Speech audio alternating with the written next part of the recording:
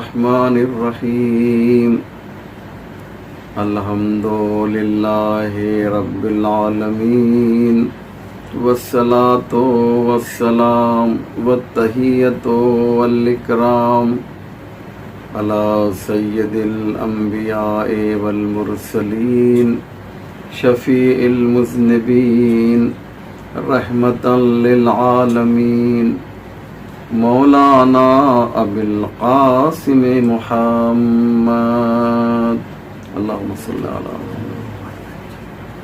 وعلى الطيبين الطاهرين المعصومين المظلومين المنتخبين المنتجبين ولعنة الله على أعدائهم أجمعين من يومنا هذا إلى صباح يوم الدين رب اشرح لي صدري ويسر لي أمري واحلل عقدة من لساني يفقهوا قولي أما بعد فقد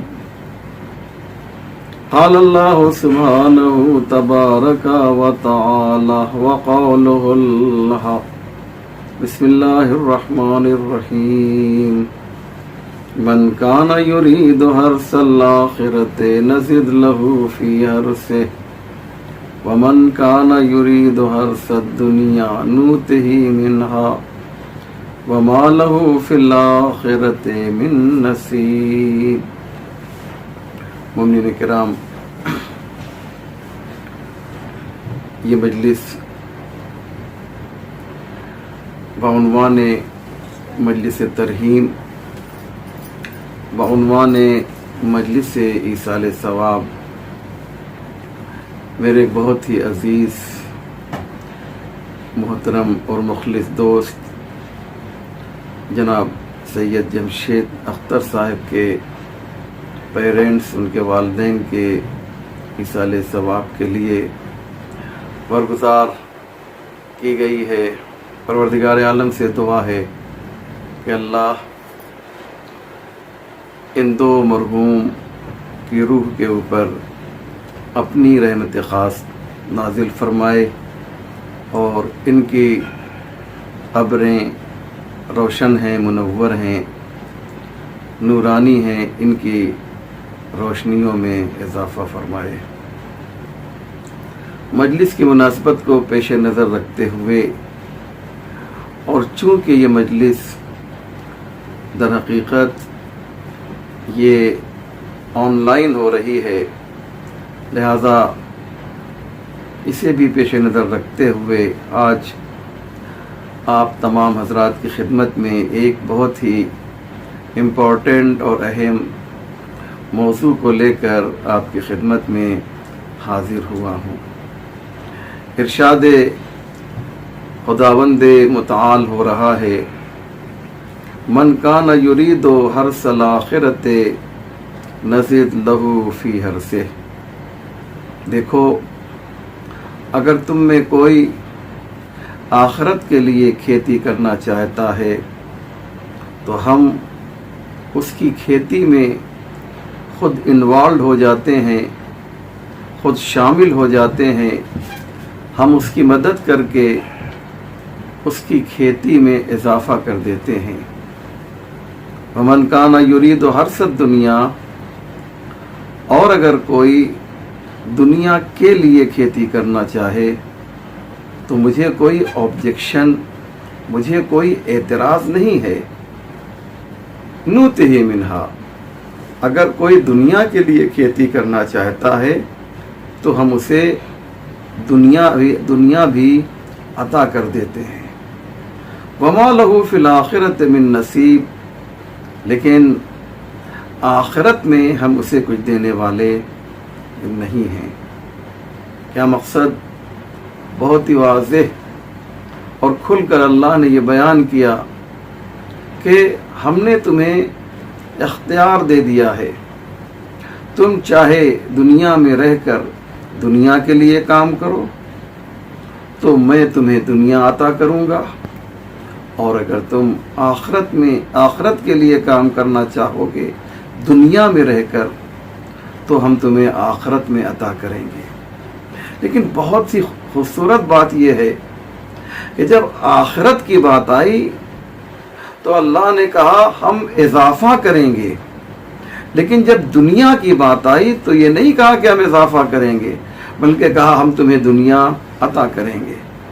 فرعون نے دنیا مانگا، اللہ نے دنیا عطا کر دیا۔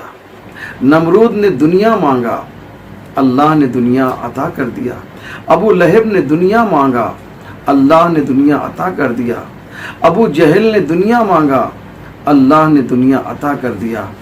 لیکن جو بندگان خدا دنیا میں رہ کر آخرت کے لیے کام کرنا، جنہوں نے کام کرنے کی کوشش کی، اللہ نے انہیں آخرت عطا کیا اور آواز دی کہ یہ جو آخرت والی عطا ہے یہ باقی رہنے والی ہے۔ دنیا میں جو کچھ بھی تمہیں ملے گا اس کا ایک وقت معین ہے۔ ایک انسان کی عمر کتنی ہوتی ہے؟ میں آپ سے ایک سوال کر رہا ہوں، انسان کی ایک عمر کتنی ہوتی ہے؟ آپ یہی تو کہیں گے نا، مثلا 80 سال، 90 سال، 100 سال۔ تو ایک انسان اگر دنیا مانگ رہا ہے، آخرت کو نہیں مانگ رہا ہے، تو اسے جو کچھ بھی ملے گا وہ مثلا 100 سال کے لیے ملے گا۔ لیکن جو آخرت مانگ رہا ہے اسے کتنا ملے گا؟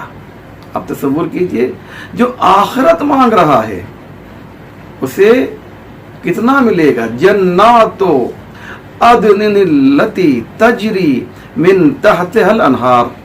خدا کیا کہہ رہا ہے؟ تمہیں وہ جنت عطا کی جائے گی جو عدن ہے۔ عدن کا مطلب ہوتا ہے باقی رہنے والی جنت، جو کبھی ختم ہونے والی، جی آپ میرے ساتھ رہیے، جو کبھی ختم ہونے والی نہیں ہے۔ جنات عدن التی، وہ جنت جو عدن ہے وہ تمہیں عطا کریں گے۔ دنیا کیا ہے؟ دنیا یہ دار الفنا، الدنیا دار الفنا۔ تو انسان دو طرح کے ہیں، بہت ہی اہم بات میں کہنے جا رہا ہوں۔ انسان دو طرح کے ہیں، ایک دار الفنا کے لیے نعمتوں کا مطالبہ کر رہے ہیں اور دوسرے دار البقا کے لیے نعمتوں کا مطالبہ کر رہے ہیں۔ تو جب تک دار الفنا ہے وہ نعمتیں پائی جائیں گی، لیکن دار البقا میں چونکہ آخرت باقی رہنے والی ہے، تو جب تک آخرت باقی رہے گی نعمتیں بھی باقی رہیں گی۔ میں ایک مثال دیتا ہوں جو علماء نے مثال دی ہے، بہت ہی حسین مثال دی ہے۔ یہ دنیا کی مثال آپ یوں سمجھیے کہ ایک گلاس پانی کی مثال ہے، اور آخرت کی مثال ایک سمندر کی مثال ہے۔ آپ اسے غور کیجئے تو آپ کو معلوم ہوگا، ایک گلاس پانی آپ نے لیا، میں نے جو ابھی پانی پیا ہے، یہ ایک گلاس پانی آپ نے اسے اگر زمین میں ڈال دیا، بہت توجہ کیجئے گا، شاید کوئی بات میں آپ تک پہنچا سکوں۔ ایک گلاس پانی آپ نے لیا اور اسے آپ نے زمین پہ ڈال دیا، تو انصاف سے بتائیے کہ یہ پانی کا وجود رہے گا، ختم ہو جائے گا؟ زمین سوکھ لے گی، مٹی اس کے وجود کو ختم کر دے گی۔ لیکن اگر یہی ایک گلاس پانی آپ سمندر میں ڈال دیں گے تو جب تک سمندر باقی رہے گا یہ ایک گلاس پانی بھی جی باقی رہے گا۔ آپ توجہ کر رہے ہیں نا؟ یعنی جب تک سمندر ہے تو دنیا کی مثال جو ہے یہ ہے کہ اس کی عمر کم ہے۔ اللہ کہتا ہے یہ انسان کتنا نادان ہے، میں اسے دار البقا کے لیے آمادہ کر رہا ہوں، اسے ہمیشہ باقی رہنے والے جہان کے لیے، عالم کے لیے آمادہ کر رہا ہوں، اور یہ کیا کر رہا ہے؟ اس دنیا کے لیے سب کچھ کر رہا ہے کہ جہاں پر فنا ہی فنا ہے، مٹ جانے والی ہے۔ اگر میری بات ابھی بھی واضح نہیں ہوئی ہے تو آئیے میں آپ کو ایک اور حدیث کا سہارا مجھے لینے دیجیے۔ میری تمام باتوں کو آپ بھول جائیے، لیکن اب جو میں کہنے جا رہا ہوں، جو میری بات ہے، آپ اس کی طرف متوجہ رہیے گا۔ ایک شخص، ایک صحابی رسول، اور بڑا نیک تھا یہ صحابی رسول، ہمارا اس صحابی کو سلام ہو، آتا ہے پیغمبر اسلام کے پاس، کہتا ہے یا رسول اللہ آپ یہ بتائیے کہ دنیا کی عمر تو ہم جانتے ہیں، ایک شخص کی عمر کیا ہوتی ہے ہم سب کو معلوم ہے، لیکن آخرت کی عمر کتنی ہے؟ جب ہم یہاں سے نکل کر وہاں جائیں گے تو کتنے سال وہاں پر رہیں گے؟ اب جو جواب دیا ہے پیغمبر نے وہ بہت امپورٹنٹ ہے۔ پیغمبر فرماتے ہیں وہ دنیا جو اس دنیا کے بعد شروع ہوگی، جسے عالم آخرت کہتے ہیں، اس کی عمر اتنی زیادہ ہے کہ تم سمجھ بھی نہیں سکتے ہو۔ اب اسے میں اپنی زبان میں کہوں، آج کی لینگویج میں، وہ پیغمبر نے کہا تم اسے احاطہ نہیں کر سکتے ہو۔ اس کا ترجمہ آج کی زبان میں کیا جائے، آج جو جوانوں کی جو لینگویج ہے ان کی زبان میں، وہ پیغمبر بتانا چاہتے ہیں کہ آخرت کی عمر اتنی زیادہ ہے کہ تمہارا سپر کمپیوٹر بھی اسے کاؤنٹ کرتے کرتے فیل ہو جائے گا۔ اتنے زیرو آپ لگائیں گے کہ زیرو لگاتے لگاتے تھک جائیں گے۔ پیغمبر نے گویا یہ بات کہی، ایسا کہ میں سمجھانے کے لیے آپ کو کہہ رہا ہوں۔ پیغمبر نے کہا کہ تم آخرت کی عمر کو شمار نہیں کر سکتے۔ بات واضح ہو رہی ہے نا جی؟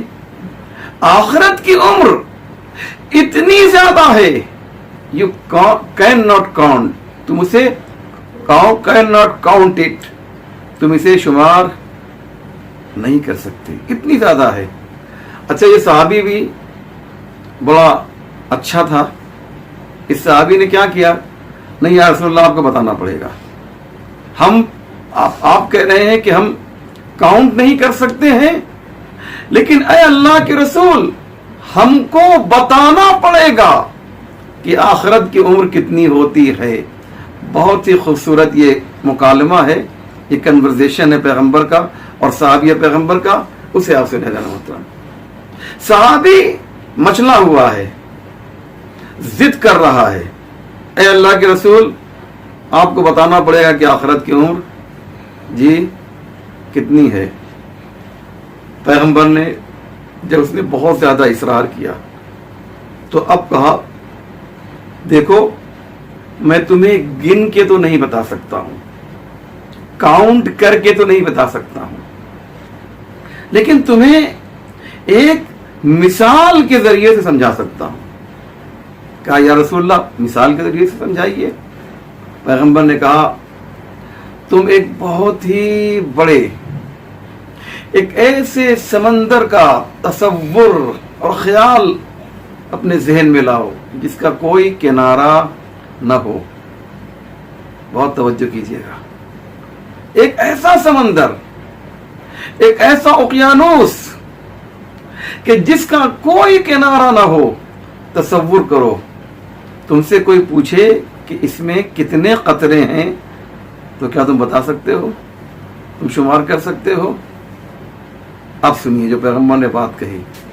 پیغمبر فرماتے ہیں کہ اس سمندر کے اندر تم اپنی ایک انگلی ڈالو، اس انگلی کو باہر نکالو، تمہاری انگلی میں جو 2-4 ڈراپ قطرے پانی کے موجود ہیں یہ دنیا کی عمر ہے، اور وہ پانی جو سمندر میں پایا جا رہا ہے یہ آخرت کی عمر ہے۔ آپ نے اندازہ لگایا کتنا؟ اب اللہ کیا کہتا ہے؟ کہتا ہے کہ من کان یرید حرث الآخرۃ نزد لہ فی حرثہ من کان یرید حرث الدنیا نؤتہ منہا وما لہ فی الآخرۃ من نصیب۔ جو آخرت کے لیے جینا چاہے گا، وہاں پر رہنے کے لیے انتظام کر رہا ہے، ہم اسے وہاں دے دیں گے، اور جو دنیا کے لیے کام کرنا چاہتا ہے ہم اسے دنیا میں ہی عطا کر دیں گے۔ لیکن وما لہ فی الآخرۃ من نصیب، آخرت میں تمہیں کوئی حصہ نہیں ملے گا. جو کچھ کرنا ہے تم نے یہاں کے لیے کیا ہے، وہاں پر. اس لیے انسان کامل وہ ہے جو اس دنیا میں رہ کر وہاں کے لیے کام کرے. میں ایک بہت اچھے مبصر ہیں، ان کا یہ جملہ آپ کے سامنے پیش کر رہا ہوں. کہتے یہ ہیں کہ جب تم آلاسکا جاتے ہو تو ہندوستان سے برف لے کر نہیں جاتے، آئس لے کر نہیں جاتے ہو، بلکہ آلاسکا جانا ہے نا، جہاں 60 مائنس ٹیمپریچر ہوتا ہے، 60 ڈگری. آپ جب آلاسکا جائیں گے تو ہندوستان سے برف لے کر نہیں جائیں گے بلکہ گرم لباس لے کر جائیں گے. ایسے یہاں سے وہاں جانا ہے تو جو چیز وہاں کام آئے گی آخرت میں، ہمیں اسے ہندوستان سے لے کر، یعنی اس دنیا سے لے کر اس دنیا میں جانا ہے. ایک مثال اور دے دوں تاکہ میرے چھوٹے بھائیوں کے لیے بھی جو اس وقت بیٹھے ہوئے مجلس سن رہے ہیں ان کے لیے بھی میں عرض کر دوں. انشاءاللہ میں امید کرتا ہوں کہ ہمارے جو جوان بھائی ہیں وہ اس وقت مجلس سن رہے ہوں گے، موبائل وغیرہ سے دور رہیں گے انشاءاللہ، کیونکہ آج کل تو یہ بیماری ہم سب جانتے ہیں کہ عام ہو گئی ہے. اب تو فرش اعضاء پہ بھی کہیں کہیں دیکھا گیا ہے کہ ایک ذاکر مجلس پڑھ رہا ہے اور وہ بچے جو ہیں موبائل میں مصروف ہیں. سنے ذرا محترم، یہ اس دنیا کے لیے ہمیں کام نہیں کرنا ہے، آخرت کے لیے کام کرنا ہے. دنیا میں رہ کر آخرت کے لیے کام کرنا ہے. آپ امریکہ جاتے ہیں تو کیا کرتے ہیں؟ روپیہ لے کے جاتے ہیں، انڈین روپیز لے کے جاتے ہیں؟ نہیں. آپ کو جب یہاں سے وہاں جانا ہے اور امریکہ کی دکان میں شاپنگ کرنا ہے تو آپ کیا کرتے ہیں؟ یہاں کے روپے کو وہاں کے حساب سے جو استعمال ہو رہا ہے اس میں تبدیل کر دیتے ہیں، کنورٹ کر دیتے ہیں.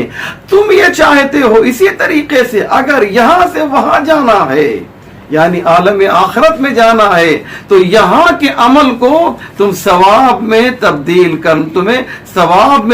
کرنا ہوگا. اگر روپیہ ڈالر میں تبدیل ہو سکتا ہے تو عمل خیر ثواب میں تبدیل ہو سکتا ہے، عمل خیر جنت میں تبدیل ہو سکتا ہے، عمل خیر نعمات بہشت میں تبدیل ہو سکتا ہے. یہاں پر نیک عمل کرتے جاؤ گے وہاں تمہیں ثواب ملتا جائے گا. اس لیے ضروری یہ ہے کہ ہم یہ خیال رکھیں، یہ سوچیں کہ اس دنیا میں ہم کو رہنا ضرور ہے، لیکن رہنا کہاں کے لیے ہے؟ وہاں کے لیے. قدم بما قدمت ایدیہم قل یا ایھا الذین ہادوا ان زعمتم انکم اولیاء للہ من دون الناس فتمنوا الموت ان کنتم صادقین ولا یتمنونہ ابدا بما قدمت ایدیہم. کیا مقصد ہے؟ قرآن کیا کہہ رہا ہے؟ کیونکہ انہوں نے وہاں کچھ بھیجا نہیں جہاں بھیجنا چاہیے تھا. نتیجہ کیا ہوا کہ وہ وہاں جانے کے لیے گھبرا رہے ہیں، ڈر رہے ہیں. چلیے بات آ گئی ہے تو ایک حدیث آپ کے سامنے پیش کرتا ہوں، اور یہ حدیث بہت ہی جاذب و جالب ہے. جناب ابو ذر غفاری کے پاس سنے، میں انشاءاللہ اس کے بعد آپ کو زیادہ زحمت نہیں دوں گا، اس حدیث کے بعد انشاءاللہ ربط مصائب. جناب ابو ذر غفاری کے پاس ایک صحابی رسول آتا ہے، ایک سوال کرتا ہے اور کیا کہتا ہے؟ یا ابا ذر کنت مع رسول اللہ، آپ رسول اللہ کے ساتھ بہت رہے، ایک سوال آپ سے کرنا چاہتا ہوں. اللہ اکبر. یہ صحابی رسول ہے لیکن جناب ابو ذر کی عظمت کا اعلان کر رہا ہے اور ان سے سوال کر رہا ہے. کیوں؟ اس لیے کہ جانتا ہے کہ یہ وہ صحابی ہے کہ جس کا رشتہ شہر علم سے بھی مضبوط ہے اور دروازے کے شہر علم کے دروازے سے بھی مضبوط ہے، باب علم سے بھی۔ چنانچہ جانتے ہیں، کہتا ہے کہ آپ ان کے ساتھ تھے۔ ایک سوال آپ سے کرنا چاہتا ہوں۔ جناب ابو ذر نے کہا وہ کون سا سوال ہے؟ اس واقعے کو، اس حدیث کو یا اس روایت کو آیت اللہ العظمی شیخ ناصر مکارم شیرازی نے اپنی کتاب تفسیر نمونہ میں لکھا ہے، اسے سنے ذرا مطلب۔ جناب ابو ذر سے پوچھتا ہے یہ بتائیے کہ لوگ وہاں جاتے ہوئے کیوں ڈرتے ہیں، موت سے کیوں گھبراتے ہیں؟ انہوں نے جو جواب دیا اسے سنیں۔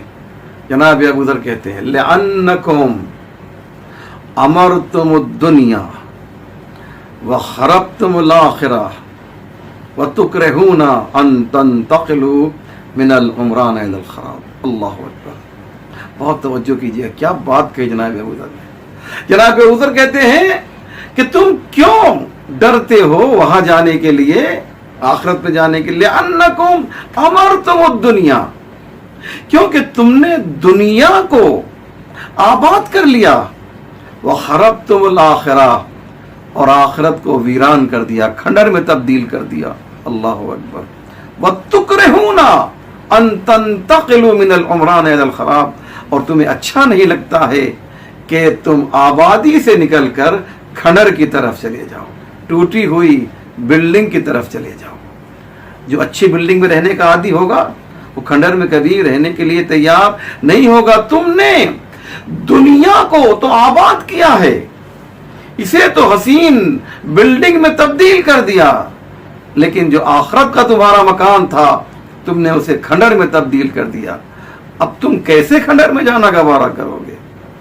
اسے کہتے ہیں اہل بیت کے در کی غلامی کا شرف، کہ ابو ذر غفاری نے ایسی مثال پیش کی کہ آج بھی اس مثال پر دنیا ناز کر رہی ہے کہ در اہل بیت کا ایک شاگرد ہے جو کس طریقے سے علم و معارف کے دریا بہا رہا ہے۔ یہ جناب ابو ذر محترم، بس میں اس زیادہ آپ کا وقت لینا نہیں چاہتا ہوں۔ میرے عزیز اور میرے بہت ہی محترم بھائی اور دوست جناب جمشید بھائی کے والدین کے اصال ثواب کی مجلس تھی، اس لیے میں نے مجلس کی مناسبت کو پیش نظر رکھتے ہوئے کچھ باتیں آپ کی خدمت عالیہ میں پیش کی۔ اللہ سے دعا کرتے ہیں کہ پروردگار ہماری اس قلیل مختصر لیکن اہم عبادت کو انشاءاللہ قبول فرمائے۔ ہاں عزیزو، ہمارے مرنے والے، ہمارے مرحوم، یہ دنیا پرست نہیں ہوتے۔ انہوں نے چونکہ وہاں کے لیے کام کیا ہے، اس لیے جب وہاں جاتے ہیں، ایک روایت چلیے اور سنا دیتا ہوں آپ کو، بالکل ابھی ابھی ذہن میں آئی، کہ جب مومن مرتا ہے، جب مومن دنیا سے رخصت ہوتا ہے تو اس کے چاہنے والے تو گریا کرتے ہیں، لیکن خود جو مرتا ہے اگر مومن ہے تو وہ پروردگار سے ایک شکوہ کرتا ہے۔ اللہ سے آپ شکوہ کر سکتے ہیں، اللہم انی اشکو الیک فقد نبینا وغیبت ولینا، اے میرے پروردگار میں شکایت کرتا ہوں کہ میرا نبی موجود نہیں ہے، ہمارا ولی پردے غیب میں ہے۔ ہم شکایت تو کر سکتے ہیں، تو یہ وہاں پر شکایت کرے گا، اللہ سے کہے گا پروردگار دنیا میں اتنی دیر کیوں رکھا، اور پہلے تو نے کیوں نہیں بلا لیا؟ کیوں؟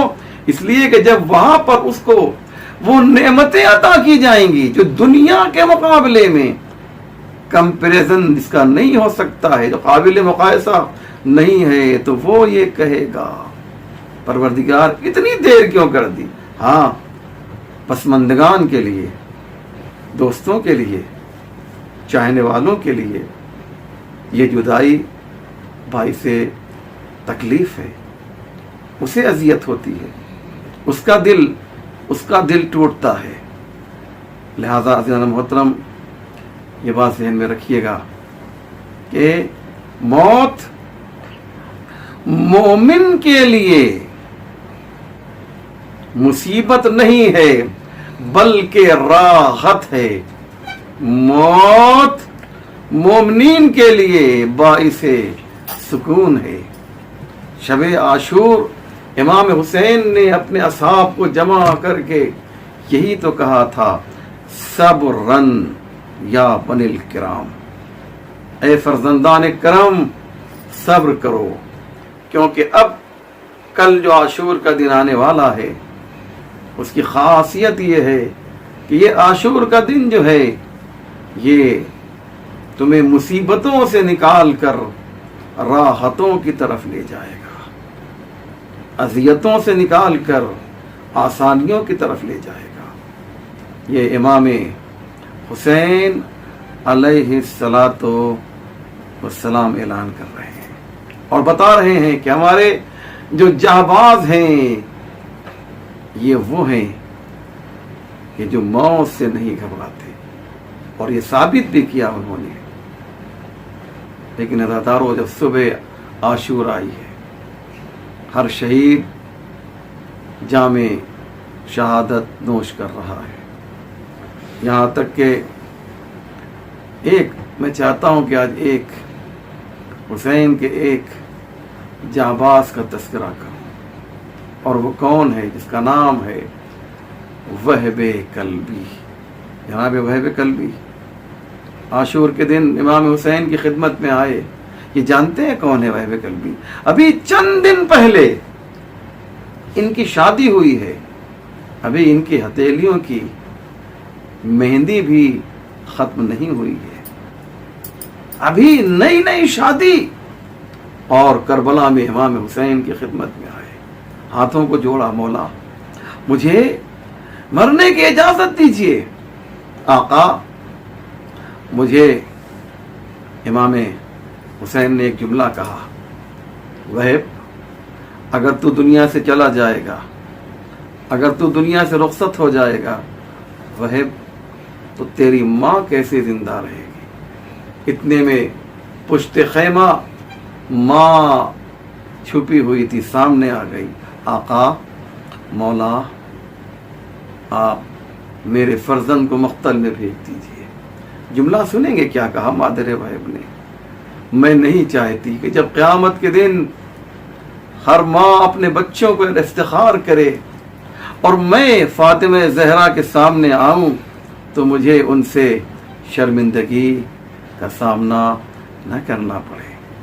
میں چاہتی یہ ہوں کہ میرے لال کو مقتل میں بھیج دیجیے. اللہ اکبر! کیسا ایمان ہے، کیسا اعتقاد ہے کہ چند دن پہلے حسین سے ملاقات ہوئی اور امام حسین نے اس طریقے سے ان کے دلوں میں شمع ایمان روشن کر دیا کہ آج اپنے جوان فرزند کو مقتل میں بھیجنے کے لیے ماں تیار ہو رہی ہے، اپنے جوان فرزند کو. پھر امام حسین کہتے ہیں، وہب یہ بھی تو ہے نا کہ تیری ابھی نئی نئی شادی ہوئی ہے، تیری زوجہ پر کیا گزرے گی؟ اتنے میں زوجہ سامنے آ جاتی ہے اور کہتی ہے، مولا میں کسی طریقے سے اپنی زندگی بسر کر لوں گی، آپ میری فکر نہ کیجئے. میں بھی چاہتی ہوں کہ میرا شوہر آپ کے قدموں پر اپنی جان قربان کر دے. امام حسین نے جناب وہب کلبی کو گھوڑے پر سوار کیا. اللہ اکبر! گھوڑے پر سوار کیا جناب وہب کلبی کو اور ایک مرتبہ مقتل میں بھیجا.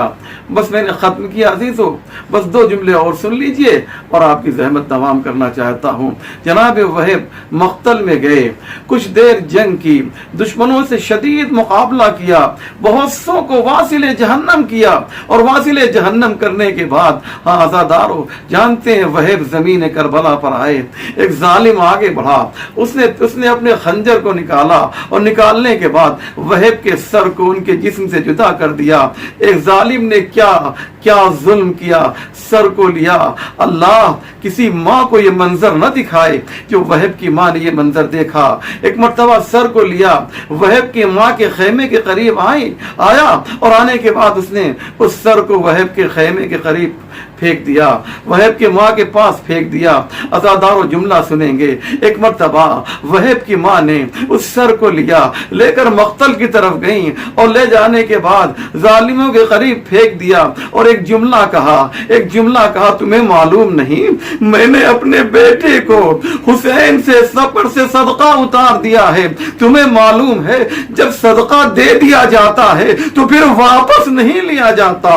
اللہ اکبر۔ جناب وہب کا جنازہ آیا، جناب زینب کو خبر ملی وہب آئے ہیں۔ ایک مرتبہ جناب زینب ایک خیمے میں گئیں، بیبیوں کو جمع کیا، اے ام کلثوم، اے رباب، اے رقیہ، اے سکینہ، ساری بیبیوں کو جمع کیا اور اس کے بعد وہب کی بیوی کو بلایا، وہب کی ماں کو بلایا اور بیٹھ گئیں اور آواز دی کہ ہم تمہیں تمہارے بیٹے کی شہادت کا پرسہ دیتے ہیں۔